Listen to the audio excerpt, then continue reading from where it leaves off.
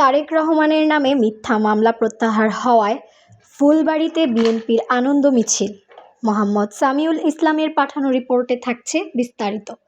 বাংলাদেশ জাতীয়তাবাদী দল বিএনপি ভারপ্রাপ্ত চেয়ারম্যান তারেক রহমানের নামে মিথ্যা মামলা প্রত্যাহার হওয়ায় ফুলবাড়ী উপজেলা ও পৌর বিএনপি আনন্দ মিছিল অনুষ্ঠিত হয়েছে। সোমবার 2 ডিসেম্বর বিকেল 5টায় ফুলবাড়ী উপজেলা ও পৌর বিএনপির নেতৃবৃন্দ এই মিছিল বের করে।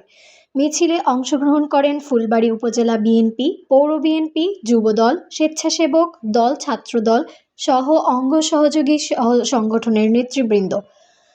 মিছিলে উপস্থিত ছিলেন ফুলবাড়ী উপজেলা বিএনপির সাধারণ সম্পাদক মুস্তাক আহমেদ চৌধুরী খোকন, দিনাজপুর জেলা বিএনপির যুগ্ম সাধারণ সম্পাদক শাহজাউল ইসলাম, ফুলবাড়ী পৌর যুবদলের আহ্বায়ক শফিকুল ইসলাম জুয়েল, সদস্য সচিব মানিক মণ্ডল, শিবনগর ইউনিয়নের চেয়ারম্যান বিএনপি নেতা সামেদুল ইসলাম, পৌর বিএনপির সাংগঠনিক সম্পাদক নূর আলম নুরুল্লাহ, যুগ্ম সাধারণ সম্পাদক শাহ মুর্তজা হক অস্টিন, উপজেলা স্বেচ্ছাসেবক দলের আহ্বায়ক নবাব আলী সরকার, সদস্য সচিব আনোয়ারুল হক, পৌর স্বেচ্ছাসেবক দলের আহ্বায়ক আতিয়ার রহমান মিন্টু, সদস্য সচিব মোস্তাফিজুর রহমান, যুগ্ম আহ্বায়ক মোশাররফ হোসেন, ফুলবাড়ী উপজেলা যুবদলের যুগ্ম আহ্বায়ক আব্দুর রহমান, যুগ্ম আহ্বায়ক সাজিদুর রহমান সাজু, সাবেক ছাত্রনেতা বেলাল উদ্দিন ডেভিড, শিবনগর ইউনিয়ন যুবদলের সাবেক সভাপতি মাসুদ রানা।